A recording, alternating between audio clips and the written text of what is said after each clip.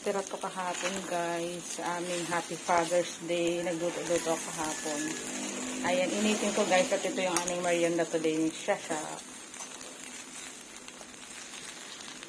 Ang sarap nito, guys. Kasi yung spaghetti nito, guys. Yung barilla.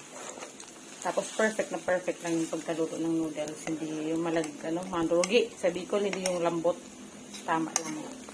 Mayroon tayong sikreto kung paano magluto ng perfect pasta or noodles, okay? So, abangan nyo guys ang aking upcoming cooking tutorial. As you can see, hindi siya hindi siya marugi. Hindi yung nadudurog yung tinan nyo, diba? Pag ganyan yung pasta, dapat kasi yung pasta, hindi, ang iba kasi guys, nagluluto ng pasta, pinuputol-putol, hindi dapat. Kasi pag ginaganyan mo, kinakain ganyan. Okay? So, ayan. Marami akong nilagay na tender juicy hotdog.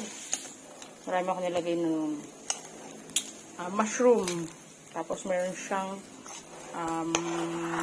corned beef. Ayan. Mga simpleng lang guys. Recipe. Simpleng ingredient lang. Yun lang kami lang naman ni Ate Sasha. Okay? So, bye and thanks for watching. I hope you would love to give a like, comment, subscribe, and ring the bell button. At abangan nyo ang aking perfect pasta cooking tutorial. Simple pasta cooking tutorial. Okay? Bye and thanks for watching.